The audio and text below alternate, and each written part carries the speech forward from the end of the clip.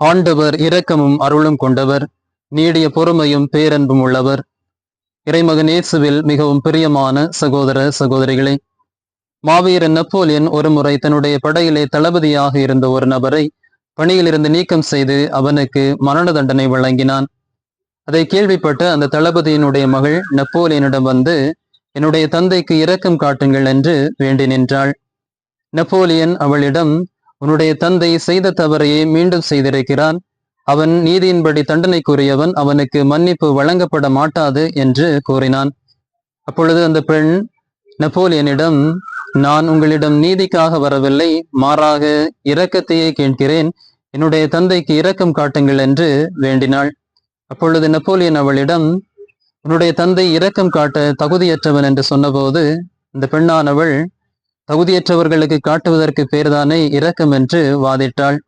இந்த பெண்ணினுடைய வாதத்தால் கவரப்பட்டு நெப்போலியன் அவளுடைய தந்தையை விடுதலை செய்து அவனுக்கு இரக்கம் காட்டினான்.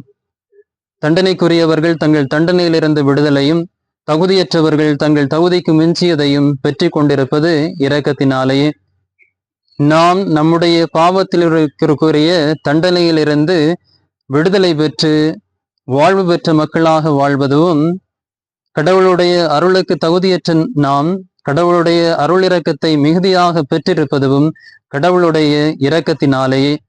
படைப்பின் தொடக்கம் முதல் கடவுளுடைய இரக்கம் மிகுதியாக வெளிப்படுவதை விவிலியத்தில் நாம் பல இடங்களிலே வாசிக்க காணலாம். தொடக்கத்தில் ஆபிரகாமுடைய காலத்தில் கடவுள் சோதோம் கொமோராவை அழிக்க எண்ணிய போது தன்னுடைய எண்ணத்தை ஆபிரகாமிடம் வெளிப்படுத்துகின்றார். ஆபிரகாம் கடவுளுடைய இரக்கத்தை வேண்டுகின்றார். ஆண்டவரை, 50 நீதிமான்கள் இந்த ஊரிலே இருந்தால் இவர்களின் பொருட்டு இந்த ஊரை அழிக்காமல் காப்பீரோ என்று ஆபிரகாம் அவருடைய இரக்கத்தை வேண்டுகின்றார். கடவுளும் 50 நீதிமான்கள் இந்த ஊரிலே இருந்தால் அவர்களின் பொருட்டு நான் இந்த ஊரை அழிக்க மாட்டேன் என்று கூறுகின்றார். ஆபிரகாம் படிப்படியாக எண்களை குறைத்து கொண்டே வருவார். 50ற்கு 5 குறைவாக 45 பேர் இருந்தால், அல்லது 40 பேர் இருந்தால், 30 பேர் இருந்தால், 20 பேர் இருந்தால், 10 பேர் இருந்தால் இந்த ஊரை அழிக்காமல் விட்டுவிடுவீரோ என்று கேட்கின்ற பொழுது கடவுள் 10 நீதிமான்கள் இருந்தால் அவர்களின் பொருட்டு இந்த ஊரை அழிக்க மாட்டேன் என்று கடவுள் ஆபிரகாமிடம் தமது இரக்கத்தை வெளிப்படுத்துகிறார். இன்னும் மோசேயினுடைய காலத்தில் கடவுள் மோசேயை அழைக்கின்றார். மோசேயை அழைத்து, எகிப்திலே என் மக்கள் படுகின்ற துன்பத்தை என் கண்களால் கண்டேன், அடிமை வேலை வாங்கும் அதிகாரிகளை முன்னிட்டு அவர்கள் எழுப்புகின்ற குரலை நான் கேட்டேன், அவர்களை வழிநடத்தி வர உன்னை நான் அனுப்புகிறேன் என்று கடவுள் மோசேயை அனுப்புகின்றார். மோசே பார்வோனிடம் சென்று இஸ்ராயல் மக்களை அழைத்து வருகின்றார். செங்கடலை பிளந்து அவர்களை வழிநடத்தி வருகின்றார். ஆனால் இஸ்ராயல் மக்கள் கடவுளை மறந்து போகிறார்கள். கடவுள் தங்களுடைய வாழ்விலே செய்து வந்த நன்மைத்தனங்களை மறந்து வேற்று தெய்வங்கள் பின்னால் செல்கிறார்கள். வேற்று தெய்வங்களுக்காக சிலை வடிவமைக்கிறார்கள். அப்பொழுது கடவுளுடைய சினம் அவர்களுக்கு எதிராக எழுகின்றது. கடவுள் மோசேயிடம், நான் இந்த மக்களை அழிக்கப் போகிறேன் என்று சொன்ன பொழுது மோசே அவர்களுக்காக கடவுளுடைய இரக்கத்தை வேண்டி நிற்கிறார். கடவுளும் தம்முடைய மனதை மாற்றிக்கொள்கிறார்.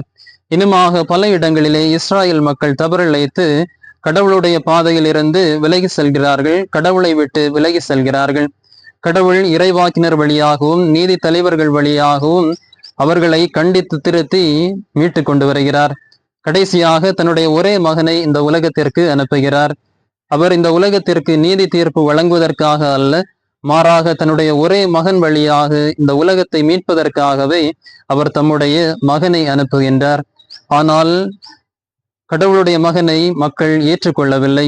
அவர் தமக்குரியவர்களிடம் வந்தார், தமக்குரியவர்களோ அவரை ஏற்றுக்கொள்ளவில்லை என்று யோவான் நற்செய்தியாளர் எழுதுகின்றார். அவர் குழந்தையாக இருந்த பொழுது அவருடைய உயிருக்கு எதிராக வாள் வைக்கப்பட்டது. அவர் இளைஞனாக இருந்த பொழுது அவரை கல்லெறிந்து கொல்ல பார்த்தார்கள். கடைசியாக சிலுவை மரத்தை அவர் மீது ஏற்றிவிட்டார்கள். இருப்பினும் இயேசு எல்லாவற்றையும் தாங்கிக் கொண்டு, இவர்கள் செய்வது என்னவென்று அறியாது செய்கிறார்கள் என்று அவர்களை மன்னித்து கடவுளுடைய இரக்கத்தை அவர்களுக்கு பெற்றுக் கொடுக்கின்றார். அன்பார்ந்தவர்களே, கடவுளுடைய இரக்கமானது நாம் பாவத்திலே தொடர்ந்து வாழ்வதற்கோ அல்லது செய்த தவறையை திரும்ப திரும்ப செய்வதற்கோ ஆன அனுமதி சீட்டு கிடையாது. மாறாக மனம் மாற்றம் பெற்று கனிதருகின்ற மக்களாக வாழ்வதற்கான அழைப்பாக இருக்கின்றது. நாம் மனமாற்றம் பெறுகின்ற பொழுது கடவுள் மன்னிப்பை நமக்கு வாக்களிக்கின்றார். ஆனால் மனமாற்றத்தை நாம் தள்ளி போடுகின்ற பொழுது கடவுள் நாளை தினத்தை நமக்கு வாக்களிக்கவில்லை. இன்றைய நற்செய்தியை நாம் காணுகின்ற அந்த நிகழ்வுகள் பிலாத்துவால் கொல்லப்பட்ட நபர்களாக இருக்கலாம், அல்லது கோபுரம் இடிந்து விழுந்து இறந்த நபர்களாக இருக்கலாம். இந்த மனிதர்களுடைய வாழ்வானது நம்மை நாம் அவர்களோடு ஒப்பிட்டு பார்த்து நம்மை நாம் நீதிமான்களாக காட்டிக்கொள்வதற்காக கொடுக்கவில்லை. மாறாக மனித வாழ்வானது நிலையற்றது என்பதையும் சீக்கிரமாக மனம் மாறி நல்லவர்களாக வாழ வேண்டும் என்கின்ற அழைப்பையும் நமக்கு கொடுக்கின்றது. நாம் மனம் மாறியவர்கள் என்பது நாம் நல்ல கனி கொடுக்கின்றோம் என்பதிலிருந்து அறியப்படும்.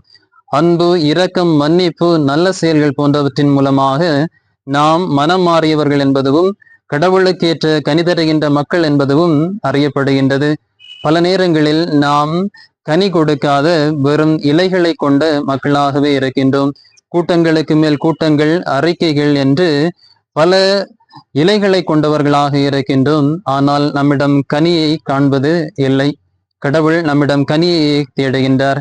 ஆக கனி தருகின்ற மக்களாக வாழ்வோம், இறைவனுக்கு ஏற்ற மக்களாக வாழுவோம்.